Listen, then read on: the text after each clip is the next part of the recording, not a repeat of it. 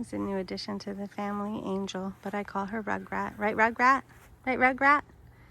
And this is a Brody juniper to the left, and in front of that is a crepe myrtle, and the pink flood of flowers you see is pink superbena, and then I have tons of roses, and this tree right here in front of me is a tricolored dappled willow, and I have a generous gardener growing up the left side of this arch here, and more superbena, and I kind of reflected it on this side with more roses on this side, but I do have James Galway, but I don't see any good blooms on it right now. They all bloomed out. I did put a rambler on both sides of all of the arches just because I think some of these regular climbing roses aren't going to cover the whole thing.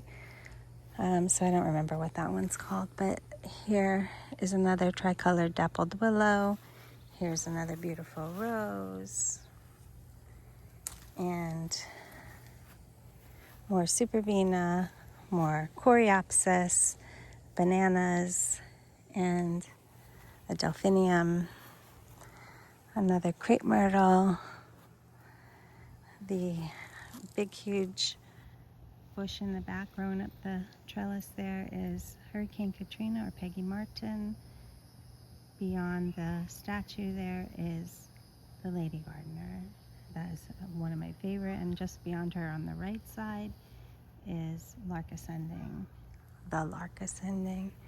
And so this is a look at the garden today, April 18th. Magnolias. I don't know. It looks more beautiful in person, just experiencing the heat and the blue skies and the sunshine and the fragrances and nature. While I'm here, I'm just going to show you this side. Before I left on vacation, I planted these pink bubblegum supertunias, and they are thriving, amazing.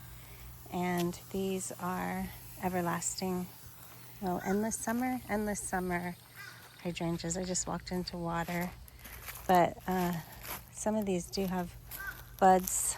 You can see budding out, but they're also, I thought I saw blooms, but anyway, we'll keep an eye on these.